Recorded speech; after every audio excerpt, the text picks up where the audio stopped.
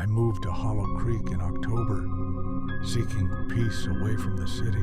The town was small, quiet, almost too quiet. My new Victorian house sat at the edge of the forest, its creaking floors and dusty air greeting me like an old friend. I thought I'd found the perfect place to escape.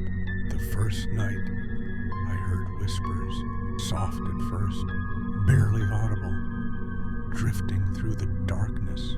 I told myself it was the wind or my imagination, but the words weren't outside. They came from inside. I jolted awake at 2:13 a.m., heart-hammering, flashlight in hand, searching the empty room. Nothing moved. By the third night, the whispers had invaded my thoughts. Objects shifted in my house. Books stacked oddly. Drawers slightly open. Even the kettle moved. Then came the knock at the window. I froze. A shadow moved along the forest's edge. Tall, human-shaped. I couldn't see its face before it vanished. Days later, a woman appeared at my door, wearing a gray coat and expressionless. "You shouldn't be here," she whispered. Her voice scraped like paper. I asked who she was. She only turned and walked silently into the forest, leaving footprints behind. That night, the whispers screamed, "Follow. Find the truth." Too late. Desperate, I visited the library. Old newspapers revealed decades of disappearances in Hollow Creek. The name Eleanor Gray appeared repeatedly. A woman vanished long ago, rumored to haunt the town.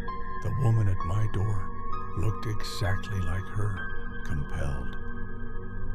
I drove past Miller's Bridge that evening. Fog swallowed the road. Headlights revealed her white dress, staring at me. Against every instinct, I followed her into the forest. Trees bent unnaturally, as if guiding me. My flashlight flickered, branches snapped, shadows darted. Then I saw them. Dozens of faceless figures circling silently, watching. "You shouldn't have come. Join us. Stay. Forever." A scream pierced the forest, sudden and sharp. Then silence, too silent. I ran, but the forest shifted. Paths I had walked only moments ago twisted, leading me deeper. I could hear footsteps behind me. Soft, deliberate, always just out of sight. My chest burned as panic set in. I tripped over roots, landing hard. A hand brushed against mine. But when I looked, no one was there, only fog. And the cold feeling of being watched. I stumbled into a clearing and saw a small, abandoned chapel. Its windows shattered, doors hanging crookedly. Inside, the shadows gathered in a circle, chanting something I couldn't understand. Eleanor stood at the center, silent, staring straight at me. My legs froze. I could feel their eyes on me from every direction. When I finally ran back to town, the streets were empty, though I could feel countless eyes on me from shuttered windows. The shops seemed frozen in time, doors half open, dust thick on the counters. Every corner I turned felt wrong, as if the town itself was reshaping around me. The library I had visited earlier vanished entirely, replaced by a darkened alley I didn't recognize. I woke in my bed drenched in sweat. The note on my desk read, "You can't leave Hollow Creek." Scratches on the mirror spelled, "We see you." That night, shadows crept along the walls. Hollow eyes stared at me as Eleanor's voice whispered, "You belong here now." Weeks or years passed. Time lost meaning. Hollow Creek had claimed me. I watched newcomers from my window, whispering into their minds. Whispers guide them toward the forest, toward Eleanor. I whisper back silently. Hollow Creek never lets anyone go. Even now I hear footsteps outside my window. The forest seems to grow closer with each passing day. I sometimes catch glimpses of figures standing just beyond the trees, watching. Their eyes, though faceless, burn into my mind. The house creaks as though alive, and I feel cold drafts even in the warmest rooms.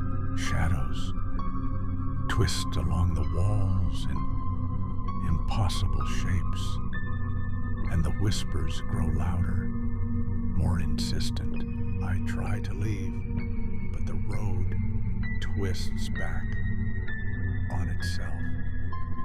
The town morphing around me. Shops I passed yesterday vanish. Streets bend into unfamiliar shapes. No matter how far I drive, Hollow Creek is always there, waiting. At night, the whispers chant my name, calling me into the forest. The fog thickens, swirling around my house like fingers. Trees lean toward me, branches tapping against windows, scratching at doors. Streetlights flicker unnaturally, casting elongated, dancing shadows that seem alive. Every reflection in the windows looks back at me with eyes I don't recognize. I know I am not alone. I never will be.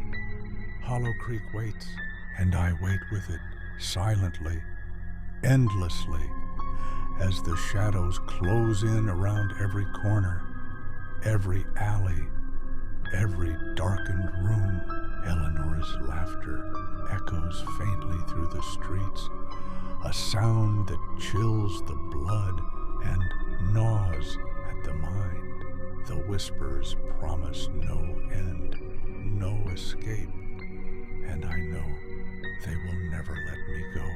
Hollow Creek has become my prison, my tormentor, my world, and there is no dawn here, only eternal darkness.